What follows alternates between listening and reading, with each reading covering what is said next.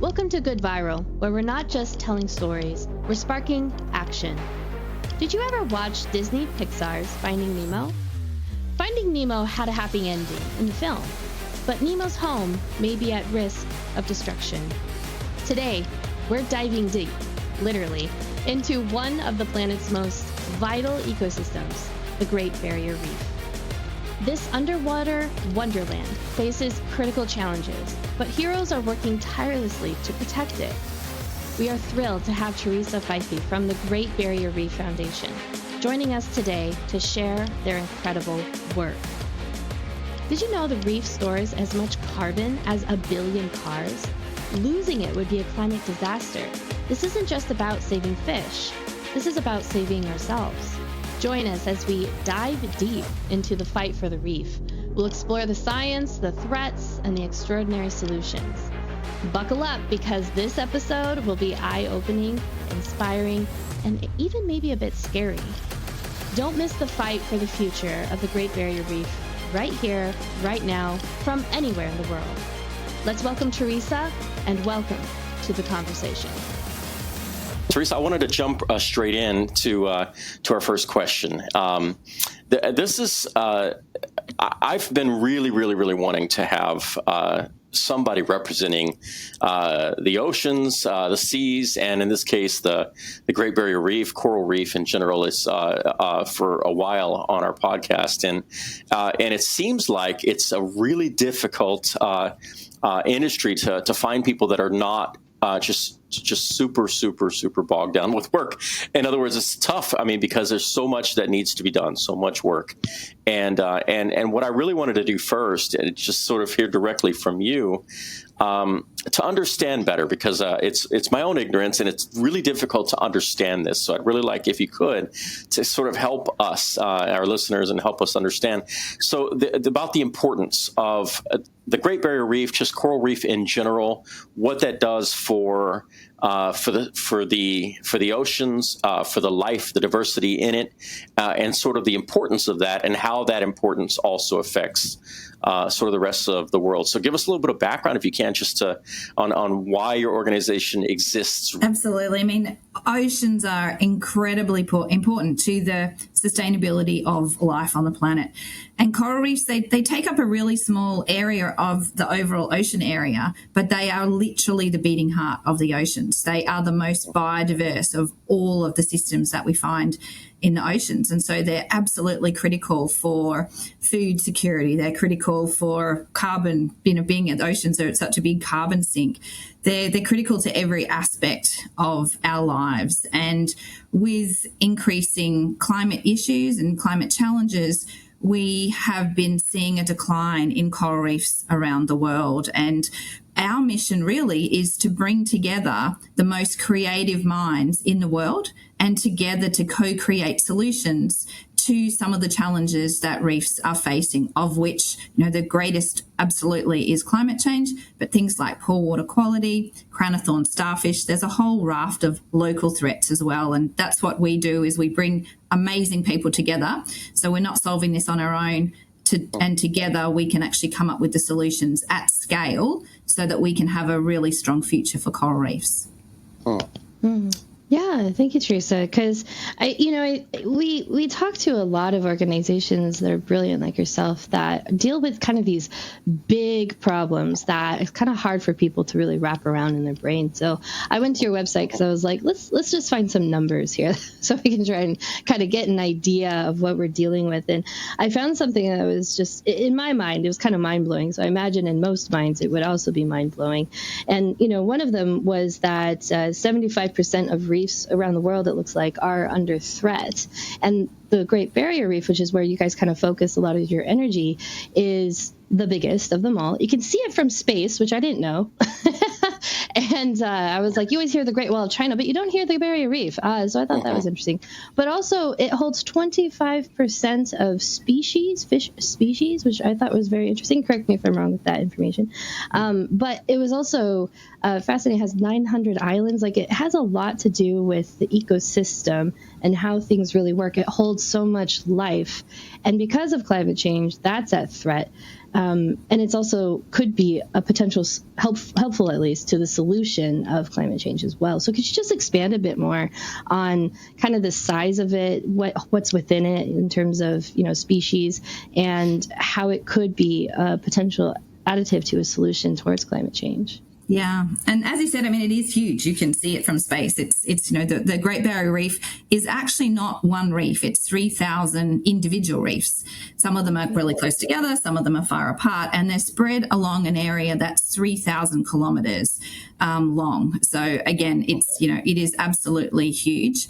And it does harbour an incredible amount of animals. It's got hundreds of species of corals, thousands of species of fish, and then lots and lots of tiny creatures that are just really vital to the overall food web and to the ecosystem in general.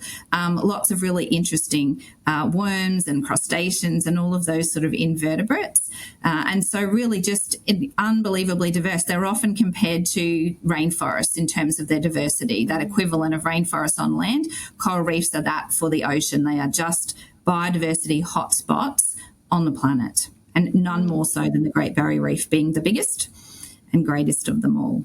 And real quick, could you expand a little bit more on what you were kind of saying, the food web? Because I also saw on your site, it was talking about that towards the survival of our planet, it supports 1 billion people across the globe and as a food source and et cetera. Could you kind of expand a bit more on that, and also the changes that you're seeing because of this climate change and how that can create a risk to the world as it is?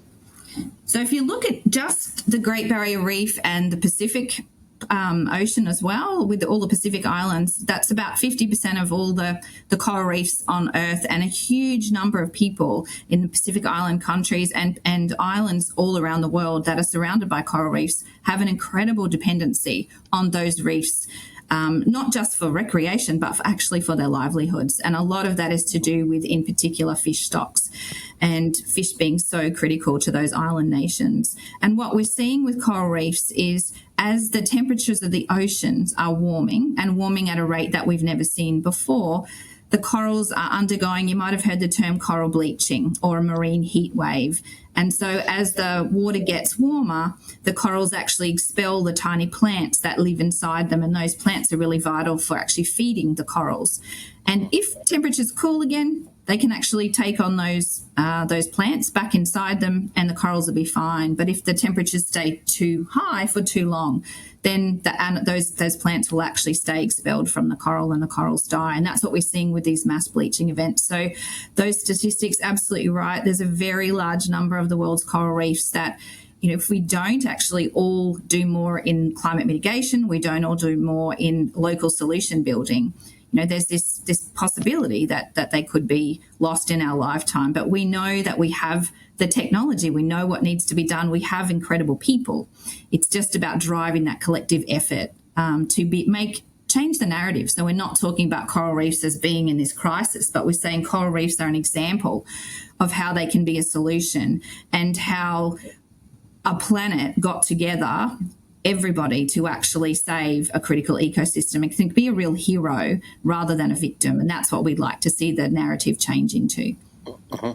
Yeah, what you're talking about right now. So I was also sort of poking around on the site and trying to understand what it is that you guys are up to, and what I see is sort of restoration efforts and just what you just mentioned. So the idea. Part of my question was, well, how much of this is irreversible? But it sounds like what you all are really focusing on is the solutions, the work that can be done to actually save things. So I hear a lot of hope in what you just said. So can you share with us a little bit about the impact, the results that you all are seeing, and what kind of thing you think can be done about this massive, like it would seem like almost like a uncontrollable problem, right, with the global warming and everything. So what can you share with us some of what you guys are experiencing in terms of results?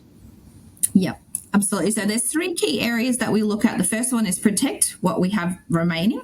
Mm-hmm. There's the restore piece. So where we've lost coral reefs along the Great Barrier Reef or elsewhere, because we do also do work globally, it's about restoring those systems. And it isn't just about the corals. It's also about things called blue carbon ecosystems, so mangroves, wetlands, seagrasses, they're really important to the health of coral reefs. So restoring those. And then the third thing is adapt. So really helping coral reefs to be able to adapt, and how can they withstand the temperatures that are increasing over time? Because the reality is, while the science tells us that the future is really dire, coral reefs haven't experienced warming like this before. So we don't know what is their actual ability to adapt. Is it greater than we think, or is it less than we think? So we're undertaking right now the world's largest reef restoration program, and we've got 350 scientists and engineers that have come together from across Australia and across the planet to say there's these handful of things that are stopping us from doing reef restoration at the scale we need and at the pace we need to outmatch what's happening with climate change. And in the last 2.5 years, we've had more breakthroughs than we have in the previous 2.5 decades, because we've got everyone together to say, there's no time to dabble around the edges here. Like, we've actually got to say, these are the 4-5 things that we need to do to unblock the scale issue. Let's all focus on those together. And so we're sitting right now on the cusp of actually being able to undertake reef restoration at a scale that has never been seen before, and to really drive coral adaptation like it hasn't been seen. Other examples, we've played a really big role in restoring the world's largest green turtle rookery on the planet. And it was a really, at the end of the day, not that challenging. It was about the island that serves as this rookery. It's this incredible place, a very, very remote little spot in the far north of the Great Barrier Reef. Any given night in nesting season can have 60,000 turtles, green turtles on it, it's only a tiny island, and the island literally just becomes, from, like, if you were to look at it with a drone, just covered in turtles, the entire surface. Wow. But the turtles, when they laid their eggs, the island had gotten lower. And so we needed to actually reprofile the sand and build the island back up again. And so it was a large operation because it is a tiny dot in the middle of the ocean. But there's now 640,000 more baby turtles that have been produced on that island, with millions more that will be produced in overcoming decades because of this reprofiling effort of that island. So it's those active interventions that require a little bit of creative thinking and doing things that we haven't necessarily done before, and having that confidence that we can do them in a safe way. That's incredible. That's amazing to me, because that's a lot of turtle. Our first podcast we did on this channel was with Christine Figgener. She is a sea turtle biologist. She's the one that took that video of the sea turtle with the straw up her nose.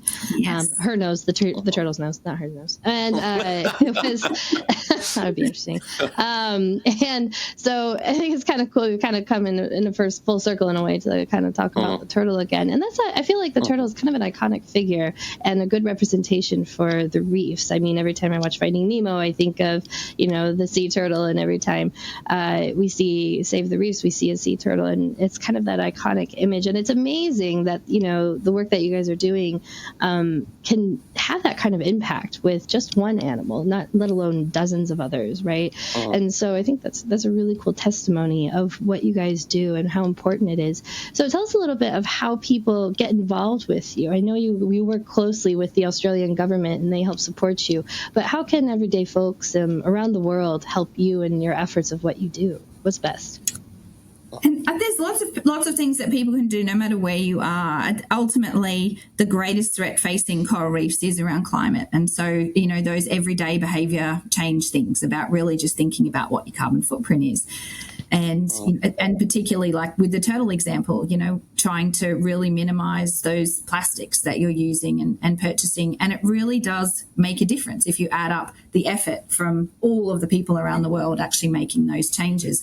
One of the other things, for people who are more local to the Great Barrier Reef or are not either is to actually come and see it, come and visit a coral reef. Actually, there's something that happens when you form that connection. And I have had the absolute privilege to take so many people to their very first visit ever on a coral reef. And you watch them as they put their snorkel and their mask into the water for the first time. And often there's this reaction, like you sort of see people, sort of almost jump back, because it's like, oh, wow, like that is not what I was expecting. And earlier this year, I actually got to take my own mother for the very first time to the Great Barrier Reef and to a coral reef. And I've worked in the foundation here for 15 years. And I talk about my work all the time because I'm passionate about it and I love it. And my mum was like, that is nothing like what I expected. These cliff faces of things, what are they? That's coral reefs, the animals, all of those species. So there's something that happens to you when you have that connection. You see it, you feel it, and then you go away going, I need to do everything that I can, whether that's reducing your carbon footprint, whether it's visiting the reef, whether it's joining a local community group that's looking at turtle monitoring or seagrass monitoring.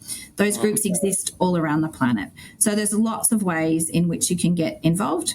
And you can support things like, we've got a Plan a Coral initiative. You can go to our website, have a look how you get involved in something like that as well.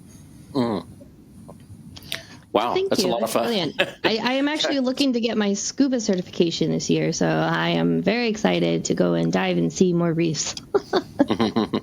Absolutely recommend it. That's great. Well, one of the things we always talk about, and want to get your a sort of explanation on is about some of the ripple effects. In other words, based upon the work that you're doing, what are some of the other effects that you're seeing? The first impact, the second, so on. And can you give us an example of some of the effects that you're seeing, sort of maybe unexpected effects that you're seeing as a result of the work that you all are doing?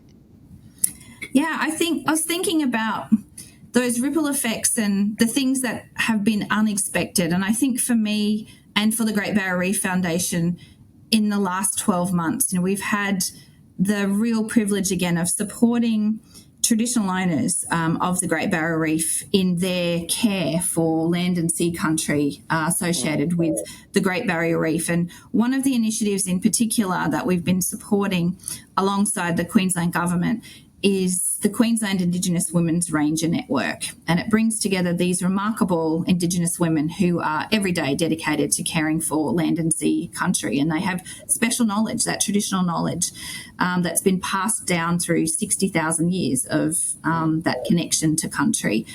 And we've been watching that network grow through the support that we've been able to provide. And late last year, we nominated that initiative for an Earthshot prize, and found out in December last year that prize won the Earthshot for Restore Our Oceans. And I was standing in Cooktown, and Cooktown is a really remote part of Queensland. It's got lots and lots of crocodiles. It's a wild, spectacularly beautiful place. And I was standing with these Indigenous women who had a live cross to the BBC and were waiting to see if they'd won. And the moment that it was announced, I just saw this incredible emotion. All of these women ran and hugged, and the story, the picture, the photo went viral around the world of these generations of women, Indigenous women, they'd won this global recognition that what they were doing was actually a solution for the future of coral reefs. And I last week went to the first Queensland Indigenous Women Ranger Network meeting that's been held, where we bring all the ladies together since the Earthshot win. And the pulse in that room and the feeling, and it was one of these things of going, wow, that nomination, all of that incredible work that these women have done has just created this sense of pride, this renewed sense of purpose. And it was just next level, this tipping point that we talk about. It had just gotten to that point that you can see this network, and these women are now just at that point, they're just going to fly. They've been doing incredible things for decades, but this is that point to take them to the next level. So they're talking about, how can we take this global? How can we actually get women Indigenous rangers from across the planet together to share their stories so that we can accelerate all the work that we're doing? And they're the sorts of, effects that we're seeing. And it doesn't only affect coral reefs. It's actually having this really positive and profound impact on Indigenous women, Indigenous communities everyday communities. And I think when we think about coral reef conservation, people often focus heavily on the ecosystem, but there are these amazing and vibrant, passionate communities that are connected to those ecosystems. And caring for the reef means, or a healthy reef means, healthy communities and healthy country in general. And so that those ripple effects into what it means for people is really important to remember, because at the end of the day, people are going to be coming up with the solutions that actually help us save the reefs. Right. Wow, I think incredible. this is so interesting because just that example right there was fantastic. It reflects a lot of the conversations we've had with other organizations like Amazon Watch and Rainforest Action Network. Now they're more on forest focused, of course, but they also work with indigenous cultures or the local cultures there, and just how connected, right? They are much more connected intimately than, say, if you're living in a high rise in a city, and just how it really does affect them to not only be involved, but also to be part of the solution. Because they have so much knowledge. And so I think it's really cool that not only on land is that a thing, but also in the water, that's also part of it, as well as part of the island ecosystem as well. And that's just such a cool thing to also see. And I remember kind of going onto your site too, and I was amazed of how many jobs that the reef itself also helps with people being involved, local or international. It helps, I think I saw 64,000 jobs. I was like, wow, that's a lot of people, and that's a lot of economy as well. And so, much like other parts of our world, if we start to see it to go away, those jobs also begin to go away, and the money flow also begins to go away. So this is a lot more interconnected into everyday life than we kind of assume. And I just kind of wanted to point that out there and think it's really cool that not only does tourism part of that equation, but also restoration and conservation is a huge piece of those jobs as well.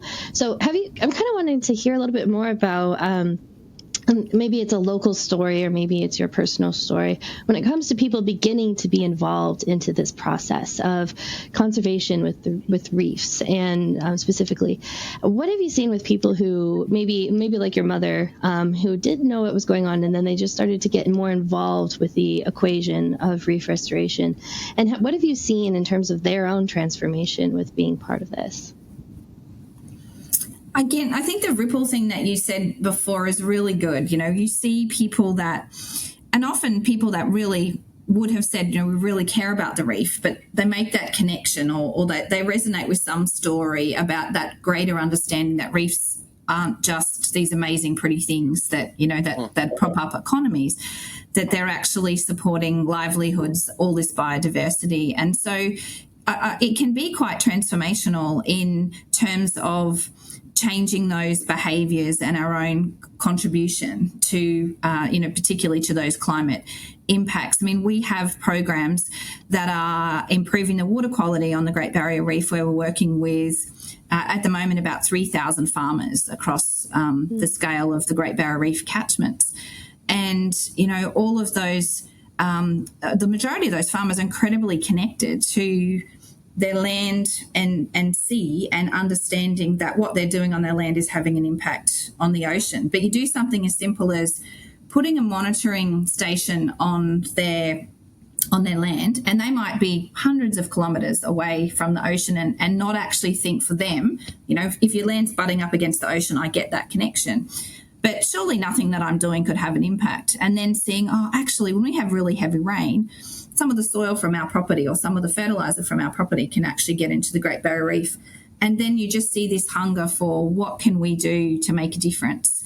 And so just changing those behaviours, actually, I can really think about when I'm applying fertiliser, so it's not when it's about to rain and to run off. So just as you grow that awareness and you increase your own understanding that even if you don't live next to a reef, there's a whole heap of things that you can do and small behaviours that you can change to drive, again, that greater movement of us all just making little changes for a really spectacularly large outcome. Yeah, Teresa, one of the things that you said, I want to sort of talk about this because to me it's really critically important. I think that when you talk about, the last couple of years and what the impact has had, how 350 scientists getting together and all the things that have happened recently, because we're at a point that it has to happen now. I think that this, for me, is sort of an inspiring example of what we need to see happen in other areas. When we talk about rainforests, we talk about glaciers disappearing, all the different things that are so critical and such huge problems, that I think that what you all are doing, it sounds to me, is like you're really like forging an example for people to say that, hey, look, we're all in this together in terms of like maybe ruining the planet, but we also need to all be in this together to try to save it and to preserve it, and in many ways, it's recreate it. When you talk about reforesting or what was the word that you used for creating new coral reef? It's something. Restoring. Yeah. Restoring, basically. Yeah. Just. But you were talking about also, and this is the adaptability of the reef, and sort of experimenting with what the reef can do, maybe that it hasn't been used to doing, or maybe has never done, or we're not sure if it's ever done. But to me, these types of things are it's exploratory. It's a huge undertaking.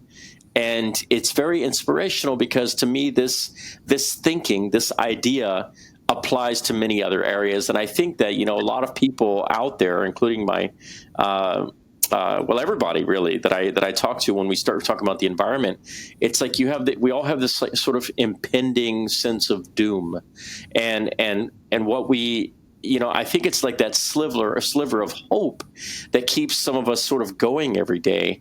And because it's like, well, what else are we going to do if we're not going to try to save this? I mean, we're just going to give up, and so I love, this is the part of the story that's the most exciting of what you're sharing with us, is that, hey, it's possible to make an impact, to have a big impact. It's possible to get people together and really work on this and to actually really see results. So can you share with us maybe a story of something that you are really excited about, that you're working on right now? I mean, I think the piece that is the most exciting, because it's the bit that's been missing for so long, is absolutely in this driving the adaptation of reefs through restoring reefs with thermally tolerant, more sort of heat-resistant corals. And this is that program I mentioned before, where we have had this series of breakthroughs. So it was just too big before. The pace of the change is big. The size of the reef is enormous. And so when you kind of think about, and you can't restore a reef that's the size of the Great Barrier Reef in its entirety. That's like, you just can't. It would be cost prohibitive. The effort's too big. But the work that these scientists have have achieved by coming together over this intensive period. And I guess with that sense of, as you said, this impending doom, it's like, oh, not on my watch. Like, as a scientist, I'm not going to let the reef fail on my watch. So we're going to do everything that we can. And they have. And so we are just sitting just right on the edge. The next couple of years, we'll be able to be undertaking some really large-scale restoration efforts in places that, if you restored this particular reef, it's going to have flow-on effects for hundreds of reefs downstream. So it's about doing it smarter as well, not just doing it bigger, because you couldn't restore 3,000 reefs, but you can restore 100 or 1,000 that are critical to the connectivity and to the resilience and to the health of that overall reef. And I think it's this interesting concept as well. We talk about hope, and we talk about it a lot in my team, because you are on the front line doing this work. So you see both the impacts of climate and the threats on the reef, but you also see the outcome and the results of here's 640,000 more turtles. Like right now there's 30,000 people. We're driving the world's largest reef protection and restoration effort on the Great Barrier Reef. And within our program, we have 30,000 people that are showing up across the length and breadth of the reef every day to do their bit, whether it's water quality, whether it's a scientist in the water restoring reefs. How can you not, hope can't be just based on nothing. Our hope is based on the fact that this enormous effort is happening, and it's often a silent effort. We hear about all the bad stuff, but we don't hear about these 30,000 individuals that going out killing crown-of-thorn starfish, or they're using traditional knowledge to save a seagrass ecosystem, which is providing us with more dugongs and more turtles. So when you see that effort come together, and that's what we try and do through our storytelling, is just convey there's reason to have hope, and it's not a hopeless hope. It's actually driven by the data that says people are out there doing things that are making a difference. We are improving the water quality. You know, we're helping coral reefs to adapt. We're increasing turtle populations. We have more traditional owners that are supported in being engaged in the effort than have ever been able to be engaged before. And when you look at each of those things individually, they don't look like much, and you bring it together and you just go, wow, like, how can we not make a difference? And shame on us if we don't do everything that we can to drive that change and be that change. And that's what we see. So that's why, you know, we have optimism. Right. Well I love that. Everyone we talk to, you know, it's so great. It's every conversation we have, yourself included. It's that doomsday talk that we see and hear. And you know, especially since we're talking to you and others in the similar fields, they see the doom and gloom. They're literally touching it. and yet you have this level of optimism because you do see the results. And I think that's just an amazing thing to witness as well as hear and experience yourself if you choose to. I think that's absolutely fantastic. And, you know, I was perusing your site real quick, and I remembered seeing a manatee picture, and I love manatees. And so I was like, oh, what is that? And it's about seed grow. And you were just kind of mentioning it about a seagrass nursery. And, you know, so it's not just about the reef itself, as in, you know, growing coral. It's about seagrass. It's about multiple things like you were mentioning and connecting them together. And I think that's a really cool way, and probably the appropriate way, I'm not sure, but to approach something, an ecosystem, is to actually look at the full ecosystem, not just an isolated piece of it, which is just the coral piece, perhaps. And so I think that's really cool. So you guys really do a lot of different things to help the health of this reef, and I think that's absolutely just great. I just wanted to give you some big kudos right there. That was just a big kudos. Thank you. Yeah. It's just really fun. So, you know, just real quick before we kind of start towards the end of our interview, I was kind of thinking, and you kind of hinted towards it, we have this island for turtles, and you help rebuild this island to help reproduce more turtles. When it comes to the reef itself, what are people actually doing underwater? Like, are they just implanting more coral, helping them grow? Like, kind of give us an idea of what they're doing down there. Yep, absolutely. So historically, the way that reef restoration has worked is you take little tiny pieces of corals and you attach them to an existing coral reef that might have had damage. And it's really, really laborious because each little piece got to be manually attached. And so we've been exploring opportunities to be able to actually harvest every year on the Great Barrier Reef at the same time, about November, all of the corals simultaneously spawn. So they release their eggs and sperm into the water at the same time. And so it's this pretty incredible event that happens. And what if you could actually harvest or harness that spawn slick and move it to a place where you could have it over the top of a damaged reef. And so as the little egg and sperm bundles come together and form baby corals, they drop down on those areas that need to be repaired. And it does that just out in the water without requiring laboratory facilities. So some of those things are starting to be done at quite significant scale now, as well as looking at what if we were to actually have large laboratory facilities where we can harness lots of these spawn slicks, create these baby corals, get them to a certain point of a couple of months old where we know that they're going to be more likely to survive because they're really tasty, unfortunately, for lots of fish and things. So if we can get them to be a little bit more robust, and then if we can take out the manual planting part, because that's the bit that's a real bottleneck. So the scientists have been working on these devices that you settle the corals on, and they actually protect the corals from predation, but it also means that you can drop them over the side of a boat and they wedge themselves nicely in the substrate bottom of the seafloor. And so they stay there. And so that way you can overcome this manual outplanting issue. So that in the future, we really see that's what reef restoration is going to look like. It's going to look like having lots and lots of these tiny coral babies on these little tiny settlement devices and being able to literally just drop them into the ocean. But right now people are, if you think about what you do with gardening, break off a little piece of plant, put it in another pot, that's the way that it's currently happening. But we'll see that transformation shift within the next 2 to 3 years. Oh, that's so cool. I'm excited to see what happens there. That's cool. That's great. Yeah, I sort of, it's funny, but I got this image of like babies saving the world, like, so it's, there you go. It's happening. Yes, it is happening. So, well, amazing. So let me ask you, what would be, now again, let me go back to this really quickly because Anastasia and I have talked about, how important we think that tourism is for people to decide instead of to do, a trip just to go see something, to actually do something that actually makes a difference. And so you mentioned that, and that sounds like, what an amazing trip that would be for anybody on the planet, right?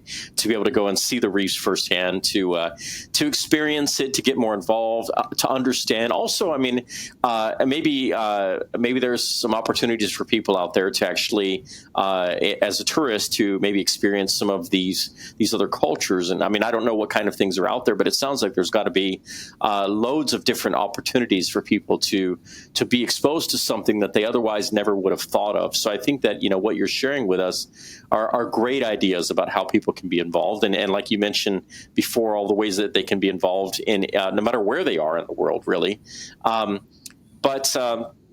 But what would be if people want to really know more about you and really sort of dive into this and sort of learn more and be able to share more with people that they know? What would be the one preferred place that you would send people to know more about your organization? So absolutely, shameless plug for our website and to barrierreef.org. And there we've got a tab that says, how can I get involved? And it talks about seeking out those tourism opportunities as well that are providing that cultural experience, or where you're actually getting involved in planting out seagrasses or collecting seagrass seeds, or doing something active, so you feel like you're giving back at the same time as you're coming to see something that will truly change your life just by actually experiencing it and being with it. Yeah, I love about that part about your site. There's so many ways that you can get involved just by going to your website. You got fundraising, everyday actions, volunteer, visiting, gifting your will. I was like, that's a great idea. I haven't even really thought of that. I know, my grandfather passed. A big portion of his will did go to charity. So I think it's great that you just put it out there. It's like, do more absolutely. of that. And then workplace giving, of course. And I think that is just really great. You show all the options on your website. I'd love to see that on more websites out there. Because, I think a big reason why Demian and I created this podcast, personally, I think, is because we're trying to answer that question, what can you do?